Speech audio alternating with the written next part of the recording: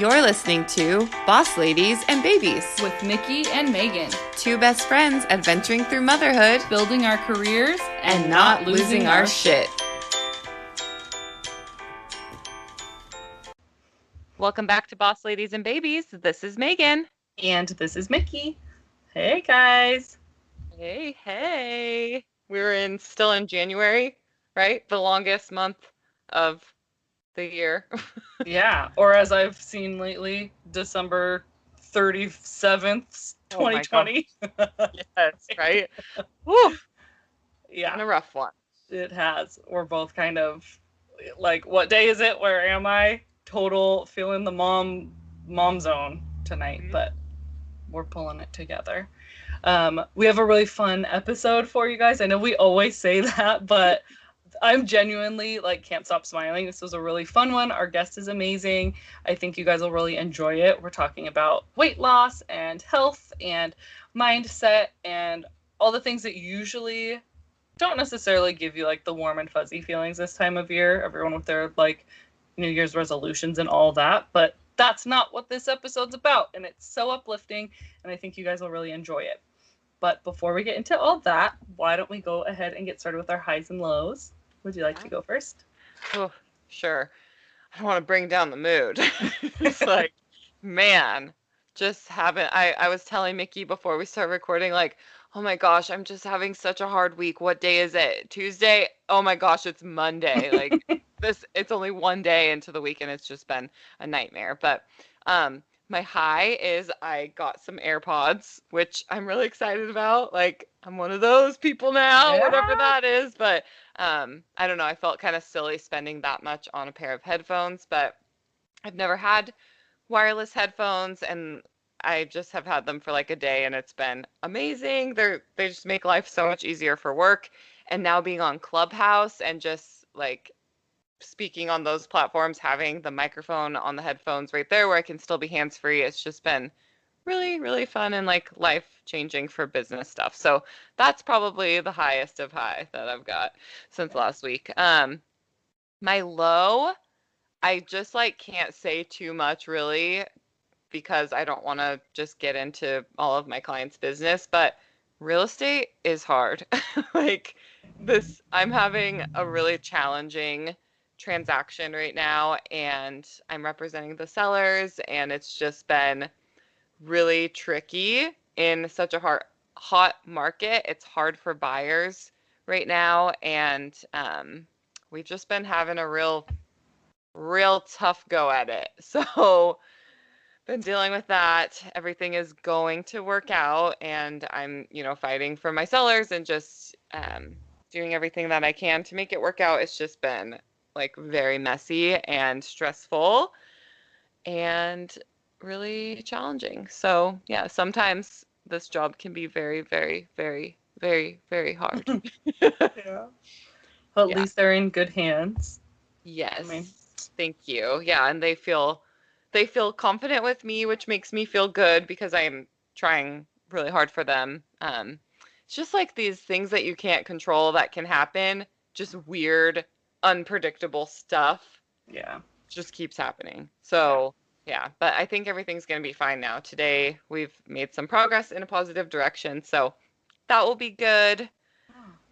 But yeah, I'm just very overwhelmed with it. Yeah. Oh, I'm sorry. That's tough. Life is weird enough, and then it's let's do this while we're making huge, biggest financial decisions of your life and throw it at you. Yeah. It's the stress level is over the top, but for me more, I think, than them right now because luckily they feel okay. So that's good. That's the silver lining. Yeah.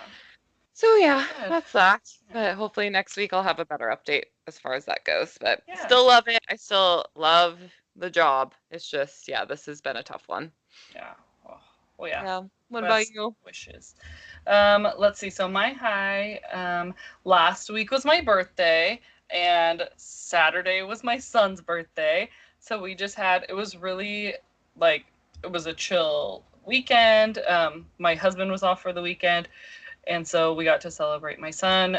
No party, of course. We just kind of hung out at home. He opened presents and we just like played all day and had a little cake and yeah, nothing exciting, but just like staying home and playing was so much fun and less stressful because I always go all out for my kids' parties. And so COVID definitely like it's hard to miss out on that and like imagine what would have been. Mm-hmm. But I've like they're just as happy as if they would have had a big party. Like I think we're all kind of adjusting and getting used to it anyways. So Mm-hmm. there was like no mention whatsoever of like a party or his friends or anything like that. So Yeah. it went well for being what it was. It was a lot of fun. Yeah. I think it's harder on us. Hmm. I mean, always, even not COVID, like the stress of everything being perfect, you know?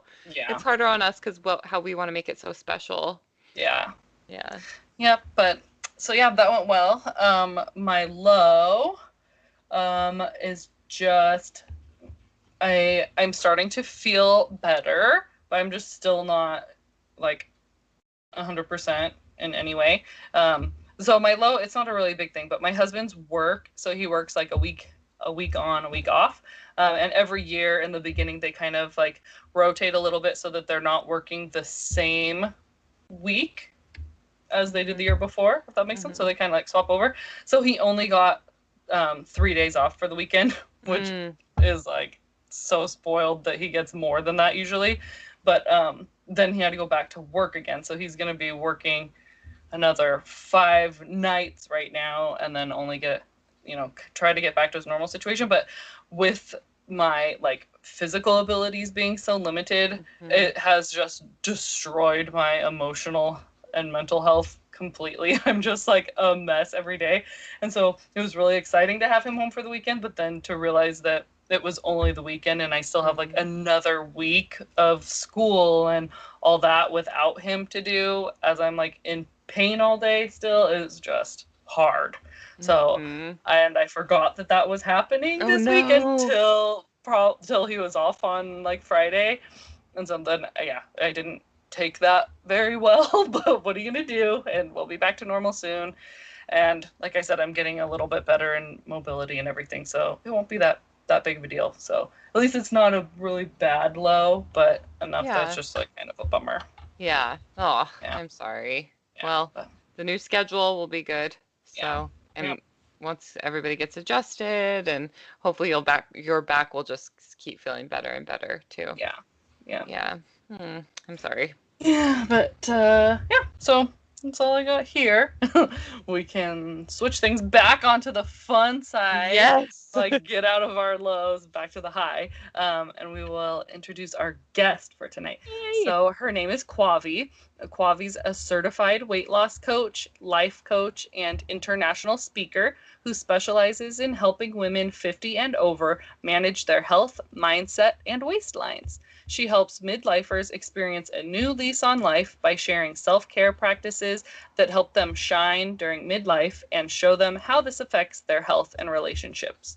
So, we brought her on tonight to talk to us and share her insight and wonderful, inspirational outlook on life. And we're just excited to share her with you. So, let's welcome Quavi to the show. Hi, Quavi. Welcome to the show.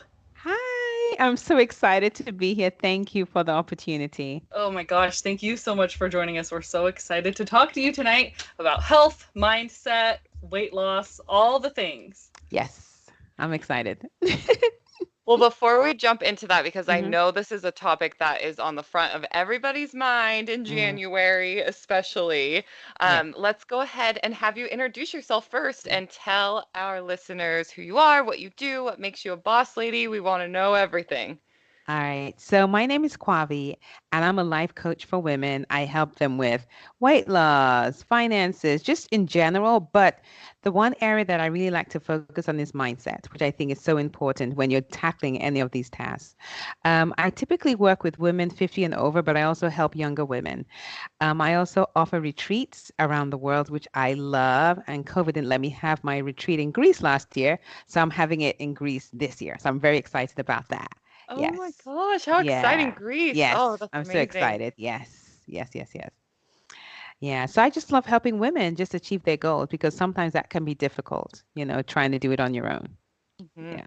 Let's go ahead and dive into our topic. Why don't we Yes. just get started? How did you get started in coaching? Yeah, so I watched the whole health and wellness coaching started for me when I was 19.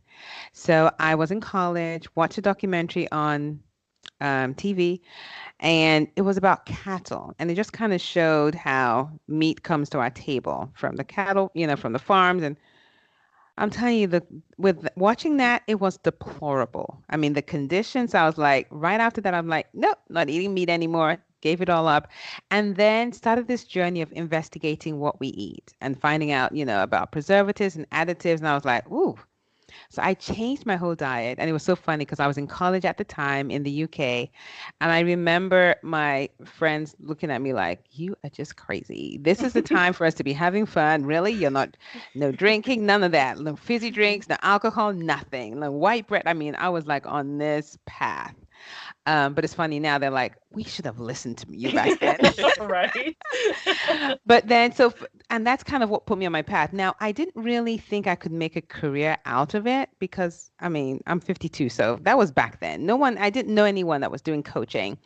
But it was always at the back of my mind, and I would help my friends. Eventually, they came around. They're like, can you create meal plans for us? Can you do this for us? We love how you're looking. Like, what is this about? So I would help them with that. But then I was in IT at the time. So I was like, okay, you know what? That was my path. I didn't think I could make a living out of it. And then about 7 years ago, I was like, okay, you know what? I have to delve into this. And for me, it wasn't just learning the skills to help women lose weight. For me, the important piece was the mindset piece, 'cause I think that's key. And that's what makes it different, because anyone can tell you. In fact, I'll be honest with you, most women know what to do. It's Mhm. really overcoming those obstacles when they come up. How do they handle that? So, Hmm. yeah. Hmm. Man, and that's really just bold back then. I mean, even these kind of diets like the no meat and the really clean eating, like that wasn't as trendy as it is now either. So you really were leading the way of now Yeah. not so trendy. Coaching is such a huge booming business. That's Yeah. amazing. Good I job. know. And it's so funny because I still remember watching Tony Robbins when he was doing infomercials because that's how he started out on TV. And I remember Right. watching that. And I was in my 20s then. I was like, I like what he's doing. I want to do what he's doing. Yeah, that's amazing. Oh my So gosh. Yeah. besides all that, what's been kind of the driving force behind the motivation for your business? Because I see how it helps women. I see it. And when I did my master's, because I did my master's at I did a master's in medical informatics at Northwestern, and my thesis was on diabetes. And what I realized was we did a project where we were using social media to manage diabetic patients. And one of the things I realized was when they lost weight, it improved their outcomes. And I was like, this weight loss thing, it's really bigger than we realize. It does help in so many different ways. And that's when I said, okay, it was right then I actually started my weight loss company. I'm like, I see the difference it makes in people's lives. I see how a woman could look like a shell of herself and she loses weight and she becomes a whole different person. It Hmm. just, I mean, when they lose the weight, the confidence skyrockets. They're ready to do so many different things. And I'm like, I want to help women do that. Hmm. That's got to be Yeah. really, really empowering. I want to go quickly back to what you were saying about the mindset and Yes. just the idea of how everybody kind of knows what to do. And I just think it's really easy for us to make excuses around that, like, especially as busy business owners and moms, it's Moms. so easy to make excuses. I really like the idea of that mindset shift, and Yeah. that's something that you help your Yeah. clients do. Yeah. It's so important. I think sometimes people don't realize how important it is because it's everything that we do. We always have a thought before we do anything. And it's either we're going closer to our goal or moving away from our goal. So it's a decision you have to make. Hmm. Yeah. Hmm. With our, I'm like, I have so many questions. Go ahead. Go, go, So, go, go, go. no, so, I mean, it's kind of a broad one, but Yeah. with our, busy mom lives, busy working lives, why do you think that it's important for us to prioritize our health? Well, I think that is the foundation for everything. It's like when you're tired, see, when your health is at this optimal point, your energy levels are high, you're ready to do things, you're a better mom, you're a better business owner. It influences all areas of your life because your health can just bring you down just like that. And I mean, we've seen it with COVID. I mean, look at that. It's like it impacts so many different areas. And then the other thing about taking care of your health is, as moms, we're setting an example for our kids. They're watching us. So, because it's easy to say, do this, do that. But really, what influences our kids is them watching us. Like, what's mom doing? And that to me is like a legacy for life. Hmm. Yeah. Yeah, that is so, that's so hard. Even not just with the eating thing, like Yeah. we've been very careful in our house to not talk about like I try not to use the word fat in front of my daughter at Yeah. all. Like Yeah. just changing there you go back to mindset, just changing my own mindset of how I'm modeling for her. Like I'm very, very careful about Yeah. how I talk about food, like being, oh, that's bad food or, that's junk food. I never want to like kind of give food that negative Power. connotation to her. Yeah. Yeah, the Yeah. power, exactly.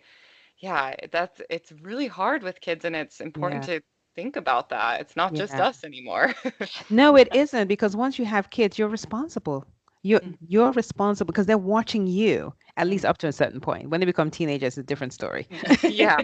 Well, for us, like we grew up in the 90s, right? And that was Yeah. such a huge, just like fad diet time. And I'm sure I that every know. generation, but I feel like the 90s was really, really like stick skinny, It was crash diet. crazy. Yes. Yeah, just trying to keep up with That was that. the norm. It was. And just hearing, like hearing my mom do that, and then all the girls at school talk about the magazines were just shoving that down our throats. And, we've all done the fad diets, right? And we know that Yeah. the results don't last. And They, so, yeah. what is kind of the difference between your program and other like diet plans out Yeah. there? And see, one of the things I do with my programs, in addition to telling them what to do, we tackle why. It's like, I want to understand why you're overeating. Mm, And I kind of compare it to like if you break your arm and you go to the doctor, you're in pain, right? So there are two things they can do for you. They can give you Advil to kind of relieve the symptoms, or they can take you into surgery and, fix the arm. Mhm. My goal is to fix the arm mm, because when they do that, you uncover the cause of what's happening as opposed to just putting a band-aid fix on the symptoms. Mhm. So that's wow. the goal with my clients. Yeah. I want to know why. And I think it's empowering for them too, because I want them to make empowered decisions around food where they have the upper hand in the food relationship. For a lot of people, food is running the show. I don't want Hmm. food to be running the show in you. I want you to be empowered and say, okay, regardless of what's around me, I know I can make a decision from a place of strength as opposed to a place of weakness. Yeah. Hmm. I Yeah. like how you put that a lot. I've never really heard it put that way, and I Mhm. really think that's a nice way to think about it too. So then when people are investing in a program, it's like this isn't just another something that's going to help me look nice right now. It's going to help me, again, mindset, and get to the root of that problem. Right. I've Yeah. done a lot of research in the Whole 30 program. Have you heard of that? Yes, of course. Yeah, yeah. Whole And 30. Yeah. yeah, and just the concept behind that food freedom forever is what she calls it. And just, Exactly. being at a party, right? For example, a birthday party. And that idea that if we don't eat the cake, we're not ruining the person's birthday. Like, we don't have to eat the cake just because we're at the party. Or if we really want to eat the cake, how is it going to make us feel? Let's make an informed decision before we do that. And having that control over the food is, I mean, it's easier said than done for sure, Yeah. but But it kind of it can sounds be like, done. yeah, it kind of sounds like that's kind of what Yeah. you, yeah. Actually, I do something similar where I tell them, okay, if you, because I create like a food protocol for my clients. So they have a food protocol. And I said, if they want to eat off the protocol, all we do is we fill out an exception form. We Mhm, fill out, okay, I want to eat cake. Maybe it's my 80th mom's birthday party. Okay, I want to eat cake. You write the cake down, you write when you're going to eat it, and you write the consequences. Because sometimes when you've stayed away from these foods, especially Oof. sugar, you know what's going to happen. So you write all that down. But Mhm. see, you're making an informed decision Mhm. as opposed to feeling like, oh, I couldn't help myself. I had to eat it. Two mhm. different Yeah. feelings. Two Well, then different. you feel guilty on Yeah. top of it, and then you And start to it's spiral, and then you eat spiral. more. It never ends. So Yeah. when you do that, you're making an empowered decision that, okay, I'm going to eat it at this time and for this reason, and that's it. And you don't feel guilty. You eat it, you're done, Mhm. and you move on. And I think that's just a better way of just showing up for yourself and a better relationship with food. Yeah. Mhm, I love that because Hmm. I'm like the worst. I have a total sweet tooth, Hmm. and just if it's in front of me, I'll eat it just in Hmm. general. But Yes. even through like food journaling and keeping Yes. track, like that step of actually writing it down and Yes. like admitting to yourself that okay, Yes.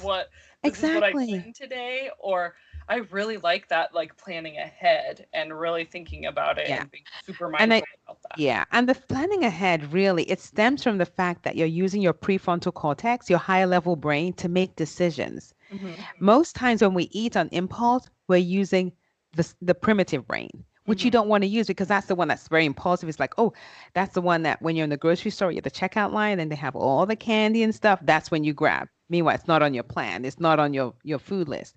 That's the brain in action. You want to use your prefrontal cortex to plan ahead. And it's just you just have a better sense of who you are when you do it that way, as opposed to, okay, I just did it because I saw it there.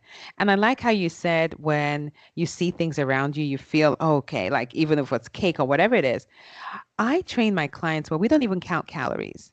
Hmm. We learn like your body signals because our body talks to us all the time.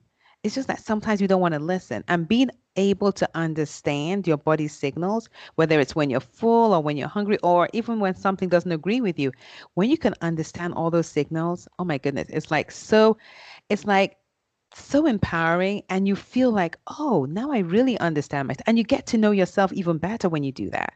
Hmm. And that's one of the things I actually share with my clients on how to do. And then the other thing I just thought about too is I want my clients to get to a point where they're not always in a situation where they have to take out the food from the house. mhm, And the reason why I tell my clients they don't need to do that, I'm like, if your kids want to eat that, that's fine. If your husband wants it, that's fine. I want my clients to go to a dinner party and they can have all kinds of food and they don't feel obligated that they have to eat that. They mhm, feel, I don't really feel like that. Oh, I'll just have this because I want to, not because it's there. Hmm. Yeah. mhm. And then that just is such an empowering feeling to be able Yeah. to choose that and not feel like you're missing out. And I think that's the key is the not feeling like you're missing out. If you deprive yourself all the time, like that has been the biggest thing in Mm-hmm. my life because we try to eat really, really clean, like kind of a modified paleo diet most of the Mm-hmm. time. And if we buy cookies, those cookies will be gone in the night because both my husband and I are just so strict, right? And so Yeah. now that we have my toddler, we try to keep her pretty close to what we eat, but she Mm-hmm. does have some other snacks that I Yes. typically won't eat. And for Yes. a while, that was really hard for me to choose not to Yeah. like, oh, let me just take a bite of that or this. Mm-hmm. The more that I've practiced it, the better I've got at it. And I don't feel like I'm missing out. And I have little wins every day. Like, I feel great. I chose not to eat that and I Yes. feel good, you know? Yeah. I call those my non-scale wins with my clients. That's what I Mhm. tell them where, it's not always about the scale. It's just sometimes it's just being able to overcome that urge Mhm. and sit with the, because it's uncomfortable because your emotions are like, eat it, eat it. You can eat it. You're the boss of yourself. Go ahead. And being able to be uncomfortable and sit with it, it's great. And then that emotion passes and you're like, okay, I did it. Mhm. So, Yeah. Yeah, and then when you start to really notice how certain foods make your body feel and how you don't feel when you eat them, that is amazing because when you're in it and you're just, eating recklessly, like I guess that's what I like to call it, yeah. eating recklessly, and you're not realizing how poorly you're feeling. And then No. when you remove those things and it's like, oh my goodness, I feel great now. And that is what was making me feel so lethargic. And, it's Exactly. a really powerful feeling It too. is, yeah, because I do that with my client where I call them the three R's, where we reduce, remove, and reintroduce. Mm, And it's when we do the reintroduction, that's when people realize, like, oh, I slept so well the last few nights. Now I'm not. And they realize, it was this or that. Because our bodies, as we get older, our bodies get sensitive to certain foods. mhm, But the thing is, if we don't pay attention, we don't realize it. And then, our new normal changes as we go along mhm, until you take things out. You're like, huh. I felt better. But now I put it in, it's like something's changed. So Mm. yeah. I like that. Talk to us about eating. Yes. So there are different types of eating. Will you kind of go Yes. over those with us? Because I thought these were Yes. really interesting. Yes. Okay. So there, whenever you eat, it always falls into four categories, regardless, always. So the first one is called fuel eating, where you're eating just to nourish your body. So that's more of our leafy green vegetables, protein, healthy fats, grains fall into that category. The next one is called joy eating, and that's when you're eating for pure joy. So that's when I normally tell my clients, fill out that exception form. It could be a cupcake. Like mine is like I live in Atlanta, so there's a place called A Piece of Cake in Atlanta. I love Mm. their cupcakes. It's like cupcakes is the kind where you can't even put it in the refrigerator. If you don't eat it within 4 days, it goes bad because there are no Mm. preservatives Oh whatsoever. yeah. So it could be whatever, but the important thing is you intentionally eat it. You know when you're going to eat it, you make the plan for it and you eat it and you're done. And I typically tell my clients 80%, 80 to 90% feel food, 10 to 20% joy food. Mm. That's the goal for most of my clients. And then we have what we call fog eating. So fog eating is maybe you're watching a football game or a soccer game and it's your team, everything's going, you're so excited, they're winning, and then maybe you have a pack of chips to the side. You're eating a pack of chips, the game's going well, you're so excited, and it ends, they win, and then you're like, yay, and then you put your hand into it's empty, completely empty. You're looking around like, what? Yeah. But it's you because everyone else is there but you, and you're like, what? I did that? You were completely oblivious. You were Mhm. just eating away and you were not even aware. And see, and that's what I call when you escape from yourself. It's like you're not even with yourself anymore. You're eating and you had no idea. Mhm. So we call that fog because it's like you're in a fog. You're not even Mhm. aware. Mhm. Um, and then the fourth one is called storm eating. And storm eating is when, and I like to compare this to like if people have watched the Bridget Jones Diary, where you're sitting on the bed, a box of chocolate, like a big box, and all you see are chocolate wrappers all over. Mhm. You're in an emotional state. You don't really care. You're just eating away. And then when you're done, regret, guilt sets in. And you're like, why did I do this to myself? And you're really hard on yourself, Mhm. even bordering on mean to yourself. And you're like, I can't believe I did it. And then it never ends well because you feel guilty and then it's kind of like never ending cycle. Mhm. And so what I train my clients to do, I try and share with them to stay away from the fog and the storm. However, what I do let them know is when that does happen, to be compassionate with themselves because beating yourself up about it doesn't do anything. There's no upside to that. So being compassionate, forgive yourself and just go back to the fuel and joy eating when it does happen. Yeah. Mhm. Just like it happened, so what can you do now but No, just kind of course just yes, correct and just that's it. And you keep it yeah. moving. Yeah. That fog eating. Okay, well, I can relate to all of them, but the fog eating and scrolling Instagram. That was literally me last night with a bowl of popcorn. I made hmm a big bowl of popcorn for dinner. Okay, I don't do that very often, but sometimes I just have popcorn for dinner. Yeah. It was a long day. So I'm like, okay, I'm gonna eat this while I watch my show, which also normally eat dinner at the table, not in front of the TV. So it was like a Yes. special night for me. But I got on Instagram for a while, and next thing I know, an hour had been gone. The popcorn was almost completely gone, and I'm like, what happened? Yes. So I'm like, as you're describing that, I'm like, that was me last night. Yeah. So, Yeah, and it's like you're not even it's like you're into that whatever it's doing. And I always like to tell my clients too, it doesn't really have to do with the food. It has mhm, nothing to do. It could have been a bag of apples. It could be apple. It doesn't matter what it is. The fact is that your mind is disconnected from the activity, and that's what want my clients to be aware of, to always connect with themselves. Because when you're connected to yourself, that won't happen, which is a good thing because once you catch yourself, you really can't catch yourself doing it and keep on doing it because you're not aware. So that's a mhm, good part of it. Yeah.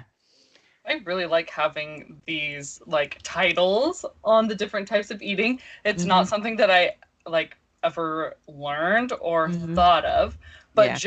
just dividing them up that way, I'm like going over things in my head, and I was like, I'm supposed to do how much joy eating? I think I do like 10 to, 80% joy but eating. okay, I'm and just see, such okay, so I like how a you brought that up though, because one of the questions I like to ask my clients is how much what is the percentage of joy that they derive from food? And I think that's important because some of us place a lot on food and we want to switch that around because there are other things other than food, non-food items where we can derive joy from and we can switch that. Yeah.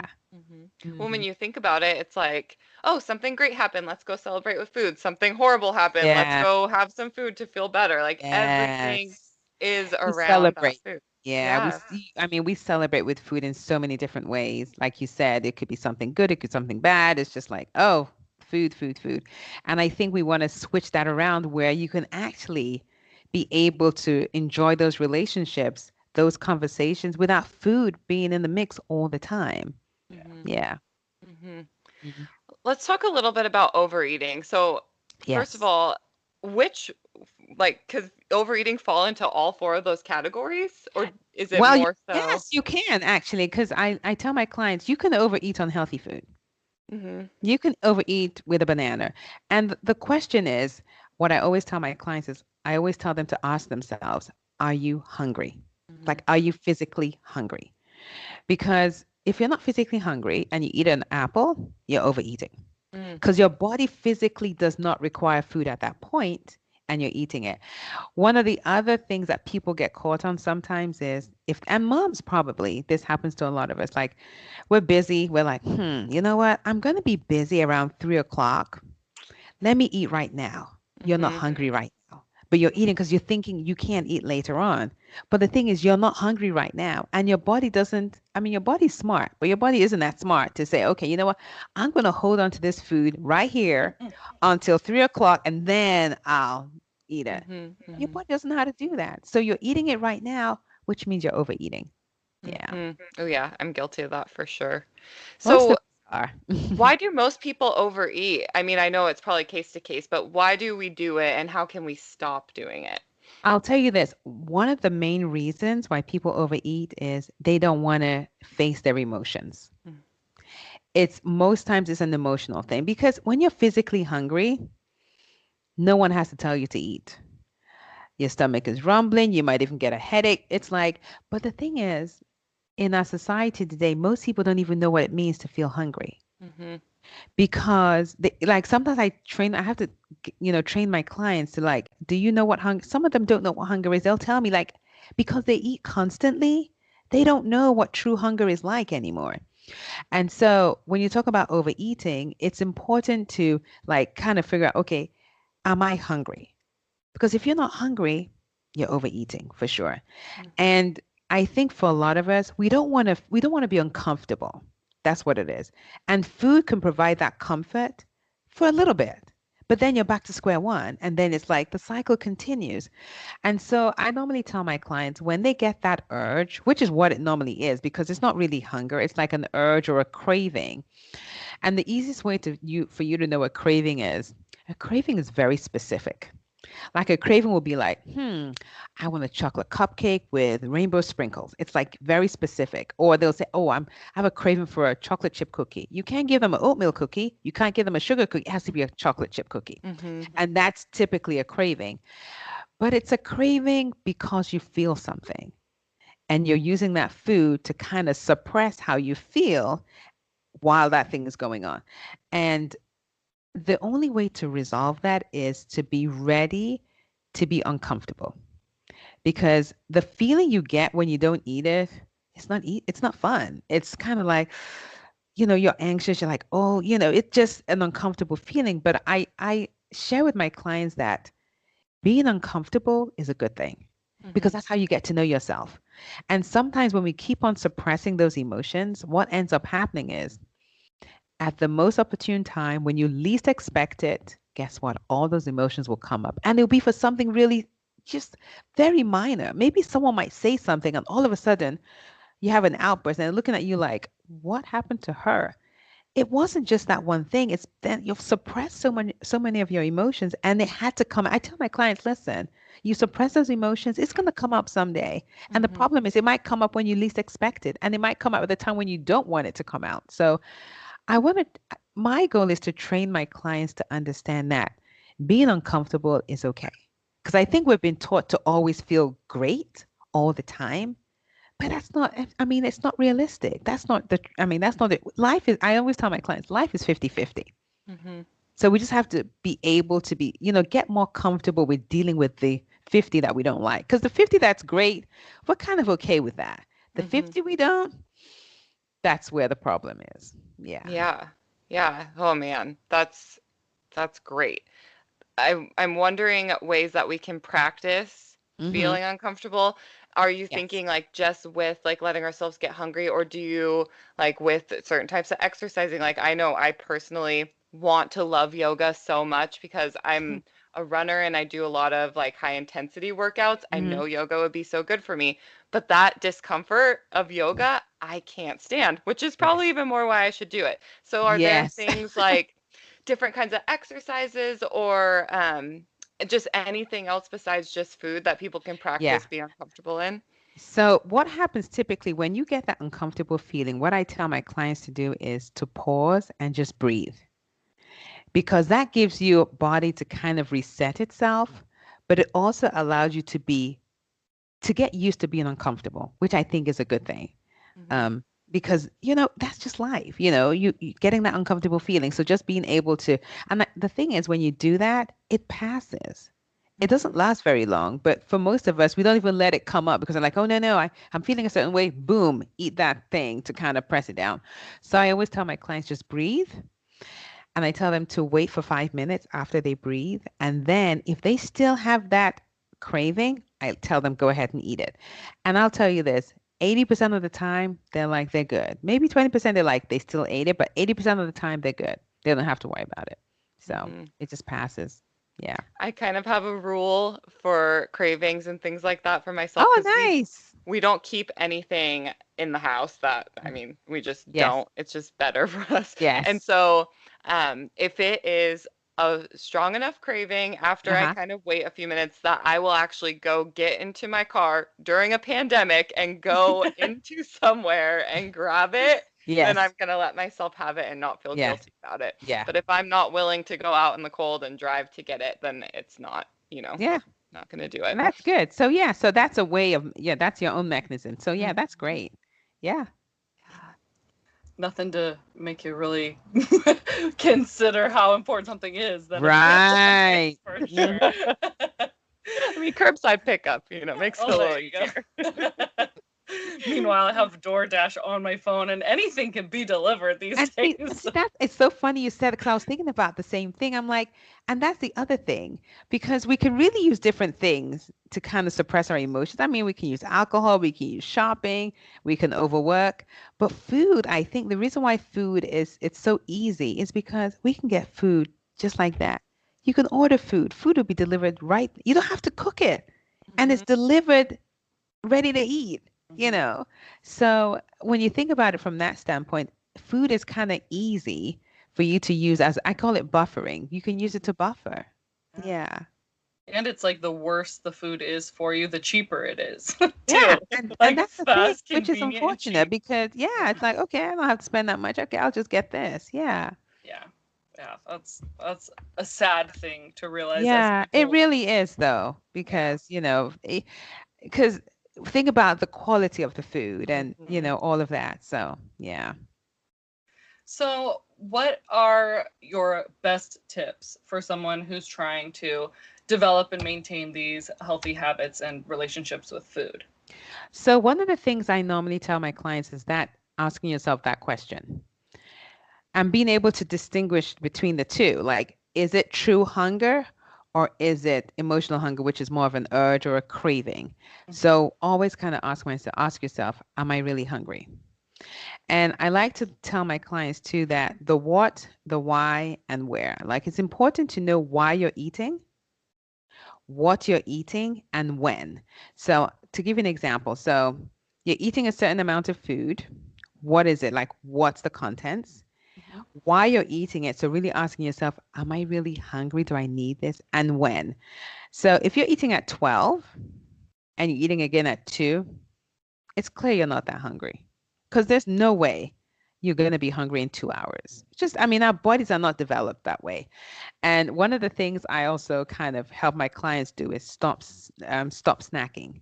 Mhm. Because snacking really is just a way for you just to entertain yourself. I get my clients to that point where their bodies, they actually able to go for long periods of time without eating, but do not feel hungry. Because I don't, starving yourself, depriving yourself. I'm like, that only works in the short term. I'm trying to get my clients to a point where they lose weight for good and they're done. So, and that's how those are some of the things I train them to do. One of the other things that I think is really important, especially for women as they get older, because our hormones are changing and our bodies are changing, is getting stopping taking out sugar and flour. Those two make a big difference, and they make you more hungry and they cause those cravings. And the reason why I tell my clients why we take it out is that gives you a dopamine hit in the brain like no other. Mhm. It's like an explosion. You eat that sugar or flour and then you try to eat a banana, your brain's like, I don't want that. That hit doesn't hit right. When they have that sugar and flour, it hits, it's like an explosion. It's like an over desire. You not have that over desire, it's like over pleasure. You can't even, it's like you can't use willpower to do that. Mhm. You Mhm. can't do that. The only way to do that is to reduce it, remove it, and just kind of take it out. And if you do decide to have it back, we do the exception rule where it's just that, and then it's like you're fully aware, and then you kind of take it out and just like, okay, I'm done one thing, and then move it out. Yeah. So, Mhm. and really, this is all based on like the food manufacturers. When you find out how I mean, they have done an amazing job, not great, but an amazing job of knowing exactly our taste buds and how making food so palatable that when you eat it, it's like, oh my goodness, this is amazing. But it's not real Mhm. food. It's Mhm. not, it's artificial food. And so you're trying to use willpower to tackle what's going on in the brain. There's no way. The only way to do it is to kind of take it out completely. Mhm. Yeah. We do no sugar in our house, and even like as a added ingredient in Hmm. things, which first of all, there is sugar in freaking everything, like Everything. I Mhm. know. everything. I know. Yeah.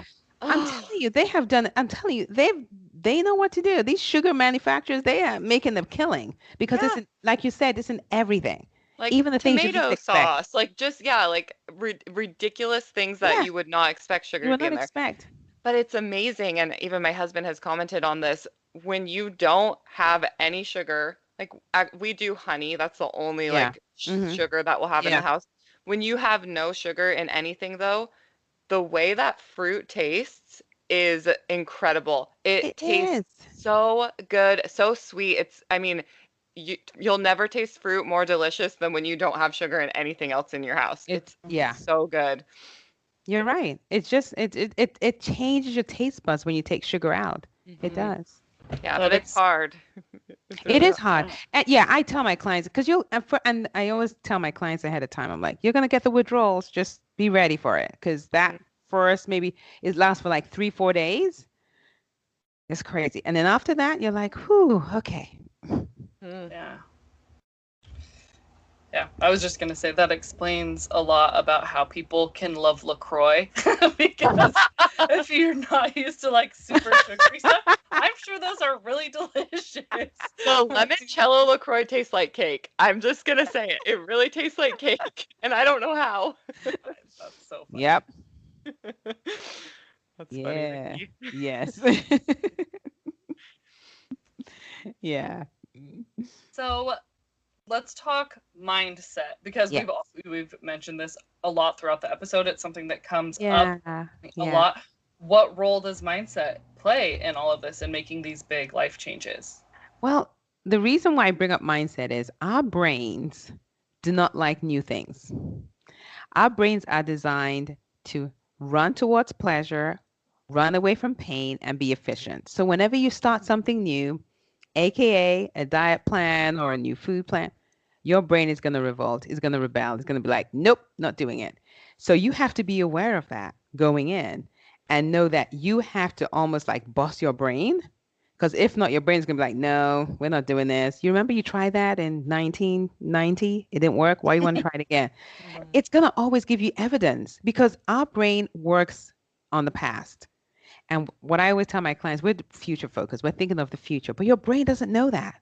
So you have to be aware of that and say, no, I'm going to do this regardless. Because your brain is going to present evidence for when it didn't work. And so that's why the mindset piece, because I always say your thoughts will always create your feelings, and your feelings are going to create the action, and your action is going to produce your results. So that's kind of how the mindset piece works. You have to be aware of those different levels, because if not, if your brain's going to be like, this is not going to work, and you'll probably think, oh, you know what, maybe this isn't for me, I'm not supposed to do this, just because your brain is giving you evidence. Like, okay. Meanwhile, our brain is going to give us 80,000 thoughts a day, and you know how many are negative? 80%. Mm. Wow. So I always tell my clients, challenge that thought that's coming up. Say, well, you know what? Okay, you think I can't do it, but I'm going to try it anyway. And Mm. that's where it's almost like you're watching your brain and you're kind of having that inner dialogue as opposed to just going ahead. Because if you don't, guess what? You're going to go with the flow. And you might think, oh, that's normal. No, that's not normal. You can actually challenge those thoughts. You can decide to go a different path and then create those new neural pathways. But sometimes we're just like, and it's easy for us to say, oh, you know what? I won't bother. Because when you embark on a new plan, Mhm. that is you have to invest the time and energy. That's work for you. It's easy to just say, you know what, I'm not going to bother. So Yeah. you actively saying, okay, and then you have to deal with your brain that is like, I don't think we need to do this, sis. Let's just stick to the plan. You know, you like your cookies. Why are you changing things? Yeah. And then you're going to have to be the strong one and say, okay, just hold up, brain. I'm going to do this anyway and just Mhm. keep it moving. And I think the beautiful thing about doing, like, setting goals is sometimes it's not even really about the goal. It's about who you become in the process, because you're Mhm. becoming a different person. That's just, you're learning new things. You're becoming more courageous. You're overcoming obstacles. To me, that's even better than even the goal itself, because you're becoming someone different. I love that so much. I'm like, oh, I've got to remember that. I've got to write that down. That's so good. I really like the idea of challenging your brain, and I Yes. I haven't thought about it really until you just said that, but I actively do that like on a regular Yes. basis with different Yay. things in my life. I'm so competitive, right? Yeah. And so I think it's fun for me to like for example, this was a long time ago. Like I used to smoke cigarettes Uh-huh. like 3 lifetimes ago, right? But Yes. I remember when I was quitting, I would buy a pack of cigarettes and put it on my dashboard of my Uh-huh. car Yeah. just so that I could be like, you're right there and I'm not going to do it. I know, right? Like, who does that? That's crazy. But just like the challenge, right? So, It I mean, is. even with food, Yes. having food that is really challenging for you and putting that in front of you and not letting yourself Yes. give in. Yeah, exactly. Yeah. Yeah. It's the same process. It's like, okay, you're there. Okay, you can stay there, but I don't have to do it. Mhm. Yeah. Yeah, it's an Nice. empowering feeling for It sure. is. It is. And you just develop so much courage from doing that. Yeah, courage. I like that. And you can use it for other things. hmm Absolutely. So if somebody could only do diet or exercise to focus on, which one would you recommend, and which one do you think is typically harder for people to stick with? Okay. All day, every day diet for sure. Mhm. Nutrition, hands down. I always tell you can't, I mean, there's no way. I mean, you can't even compare the two. Diet all day. In fact, I tell my clients when I work with them in the beginning, if they're not already on some kind of exercise plan or routine, I tell them, don't worry about the exercise first. Let's tackle the nutrition. I want you to be like on it with the Mhm. nutrition, because that will help you all day, every day before the exercise. Now, the exercise is great because it, tones you, you feel great about it. But I'm like, you want to lose weight? We're going to have to tackle the nutrition first. Mhm. Now, in terms of the easiest one, nutrition all day, every day. People will exercise. In fact, and then that's the other, okay, so this is the other thing that people need to be aware of. Don't exercise because you're giving yourself like, okay, I ate this so I can exercise. I'm like, that is just the wrong approach. I tell my clients, exercise is a gift you give to yourself. You're giving your body a gift where you can move and you can, you feel great. Don't ruin it by saying, okay, I'm going to exercise because I want to eat cake. I want to exercise because I want to do this. It's like, Mhm. exercise is not a chore. You're doing it because you want to get something out of it. It's a gift to yourself. So Mhm. yeah. Or Yeah. punishment. I know That's the so other many thing. women that are Yes. like, "Oh, I ate this last night, so I better go kill myself That's at the it. gym." That's Yeah, and it. It's one or the other. And I'm like, no, don't look at exercise as that. You get to act. Listen, you get to exercise. Hmm. And there'll come a time you might not be able to do that. So just exercise now and look at it as, oh, I get to exercise. This is great. And then kind of move on from there. Hmm. I really like that because I've tried my fair share of diet and exercise Hmm. plans, and I feel like for a lot of, I would still call myself a beginner, even though I'm in my Hmm. 30s, because nothing's Yeah. stuck yet. But a Yes. lot of the programs like drive in that workout and diet both simultaneously, which for a lot of people like me are both such a drastic life change that Yeah. it's so It's intimidating too to change much. both of those at the same time. And by kind of splitting it up like that and just being able to, okay, I can, if I don't need to start going to the gym right away and I can just focus on what's in my kitchen, that seems so much more manageable. Yeah. And also to remember your brain is part of this process. Your brain is going to be like, oh, really? She wants to do both? Good luck with that. I Yeah. mean, your brain is going to, yeah, because your brain's going to rebel anyway because you're doing something new and you're trying to do both. Hmm. Mhm. It's tough. So Yeah. I normally tell my clients, let's focus on one, unless they were like, they had a routine that they've been doing for a while. If not, we're like, let's just do this. Hmm. That pesky Yeah. brain is always getting in the I way. know. And but the good thing is once you're aware, you're like, that's what it is. And then, when they come up with those thoughts that are like, no. And the brain is always honest. That's the same brain that will tell you you're great. That's the same brain that will tell you you suck. It's the same brain. So you Mhm. Yeah. have to be aware. Yeah. Mhm. Yeah. Oh man. I'm just like, oh, my brain's overloaded right now. This is great. I think it can hear us. I know. So, running a business as a mother, what are some of the hardest parts and the best parts? And you said your kids are teenagers, so I'm They're curious how teenagers much now. they get involved with your business too. Not much. So it's so funny because I just bought, because I have a home office. So recently I just bought like a little sign that says, knock, you're welcome. And on the other side, it says, I'm in a session. Please do not disturb. Because sometimes they just want to come. I'm like, no, even when the door's shut. So now Mhm. there's a sign they can read it. But I'll tell you this, though, I think for me, one of the things I do love about having my own business is I can be there for them. It's like, I mean, now they're older, so it's not the same. But when they were much younger, I could go for their activities. I could plan my schedule around their activities, go for their activities, and still make it in time and do my own business stuff. So that part I truly love. And then the fact that they get to see what I do. It's like Mhm. I'm home. So, they see what I'm doing. And so I like that part of it. I mean, it's hard because sometimes, like now they're older, so it's a bit better. But when they were younger, it's like I do all this stuff when they're asleep, which means I'm not getting much sleep. Yeah. Mhm. But now it's so much better now because they're older. So yeah. Do they stick to kind of like the diet that you have your clients do? No, No. no. So I'm vegetarian. I'm the only Mhm. vegetarian in my household. All the rest eat meat, chicken, but both my boys are very active. So they both play soccer, actively. Yeah, Mhm. so they do. And my husband, he eats. No, my husband eats more of what I eat. He's more into what I eat. He doesn't mind, and Mhm. he's also into sports. He plays squash. So we have our own different things. Like I used to run. I don't run anymore. I used to do marathons, but my knees started giving way, so I don't do that anymore. But I do a lot of like I do boxing. I do weight, so I do a lot of that. So yeah. Nice.